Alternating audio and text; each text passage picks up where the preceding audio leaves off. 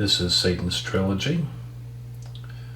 I'm reading Book 3,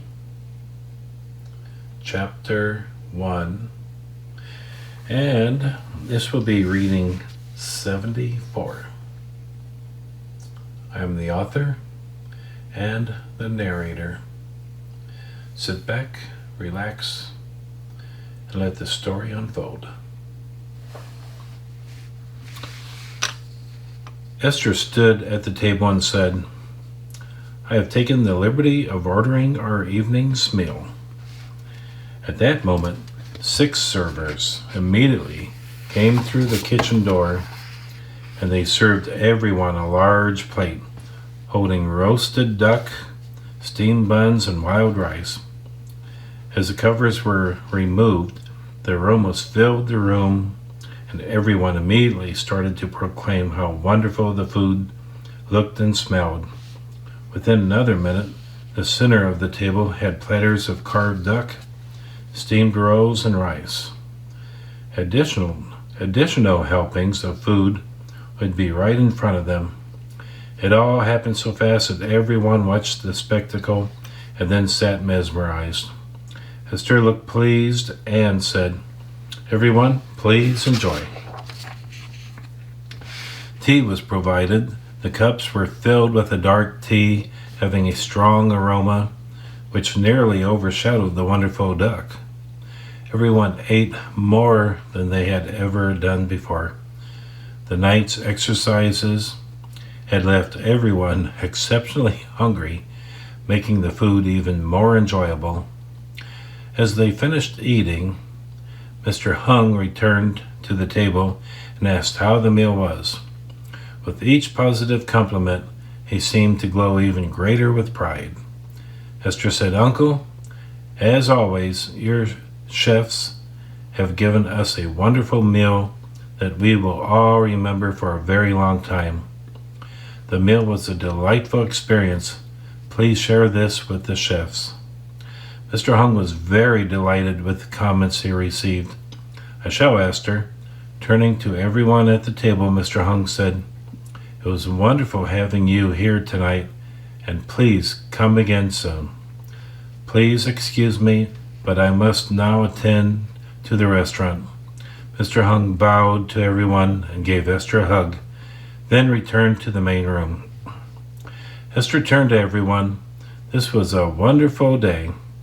It seemed my days keep getting more wonderful. Tomorrow we focus on how to defend against grabs from the front. Let's meet at the warehouse at the same time." Esther looked at everyone. "If we are finished, then let's call it a night." Esther stood up, and so did everyone else. Then amazingly, everyone approached Esther and one at a time gave her a hug and thanked her for her efforts.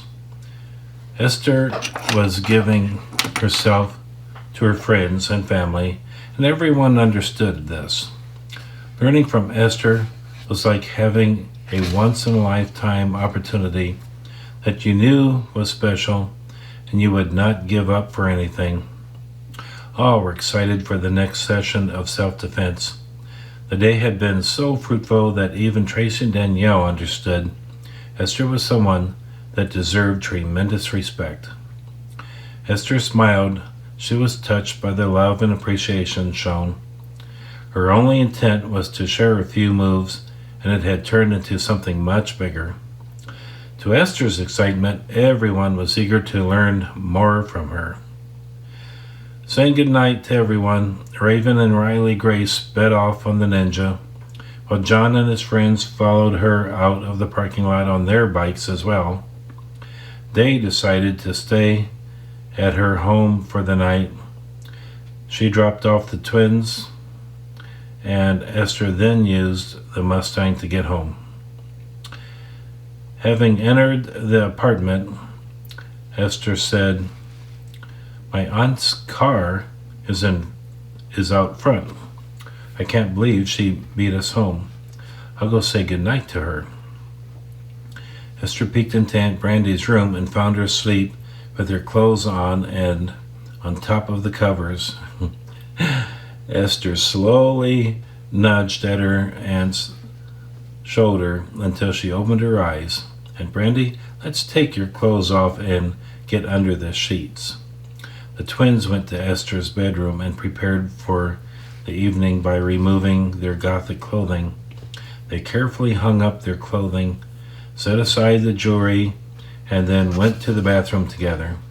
Standing in front of the sinks, they stood naked, attempting to remove the makeup they had applied earlier in the day. When Esther finally made her way back to the girls, Danielle and Tracy were scrubbing hard on their faces, attempting to remove the eyeshadow and liner. Esther walked in, ignoring the fact that both were naked, and asked, "Are you having trouble removing the eye makeup?" They both turned to Esther and quickly replied, "Yes, doesn't want to wash off." Esther continued to enter the bathroom and reached under the sink and pulled out a small box of alcohol wipes. Esther smiled. "The makeup is oil-based and needs removed with alcohol. Dave prefers a water-based makeup, and Raven likes the oil-based." Esther smiled as she pushed the small box of wipes along the countertop and towards the twins. "If you decide to stay with the oil-based cosmetics, you should invest in a makeup remover for oil-based. But for now, these wipes will do the trick." Esther said, "Tracy, what do you think?" Esther looked at the girls and quickly answered, "Water-based doesn't last as long, but it certainly will last for an evening of entertainment. The water-based is cheaper and easier on your skin. I suggest you buy only the water-based cosmetics and use a mild soap and water to remove it at the end of the night." Esther smiled at the girls. "In my opinion, that is the smart way to go." Everyone was silent. The twins had independently decided Esther was right with her suggestion. "I am going to practice my exercises now. Would you like to watch?" Esther asked. "Sure," the twins responded simultaneously. Esther said, "I will start in 2 minutes. I will have 2 chairs in the corner for you." Esther was wearing only her panties and a silk tank top. As she stood in the middle of the bedroom, bringing her legs together, she focused on a small black and white photo in the large frame on the wall as you entered the bedroom. Bowing towards the image in the photo, Esther raised her arms to the center of her body and pushed her arms towards the photo. She was giving homage to the teacher of her teacher. Moving her left leg back, and the exercises had begun. Her arms were making large sweeps through the air, capturing arms and blocking leg kicks from invisible opponents. Before the twins had blinked twice, Esther had completed her exercises, and Esther stood in front of them smiling. "Listen to me.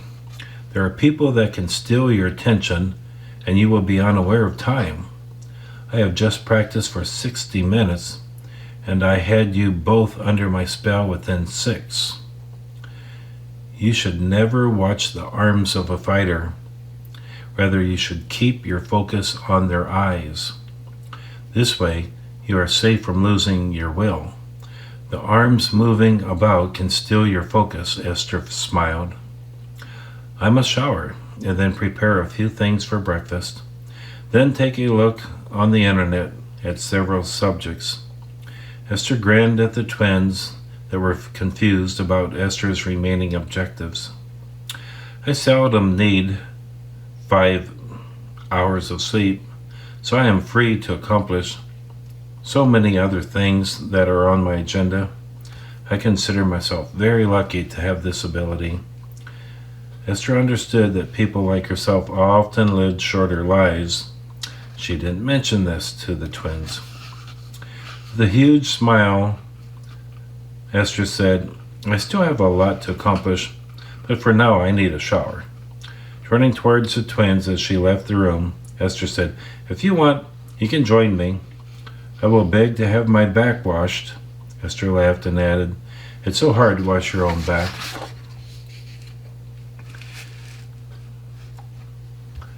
Esther stripped off her clothes and placed them onto the sink as she stepped into the shower. The twins were right behind her.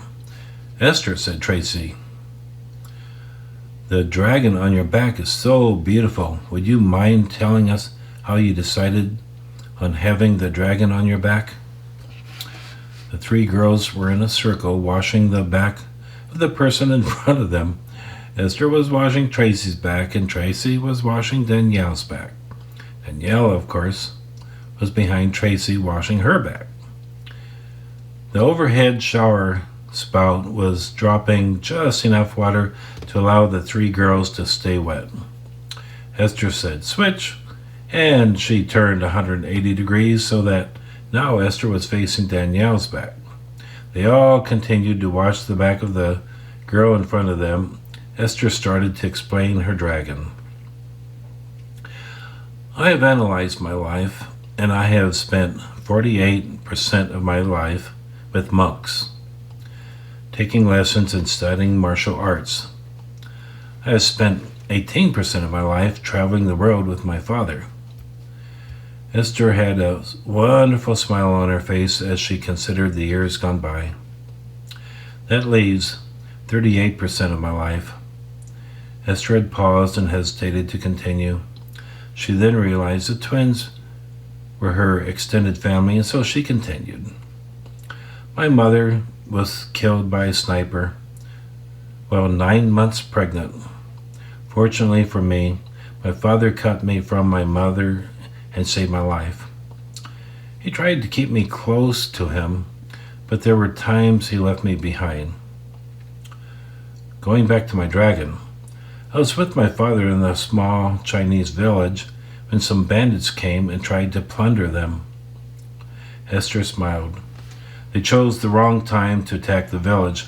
My father killed 13 bandits, and I killed 33. The village wanted to thank me, and they sent for China's greatest ink artist and presented me with the dragon."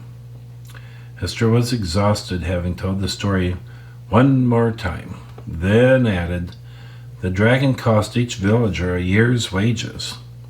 Their gift was the most extreme example of gratitude that I have ever witnessed." Esther sighed, "And so the dragon was placed on my back, and we've been together ever since." The end. Esther again giggled at herself.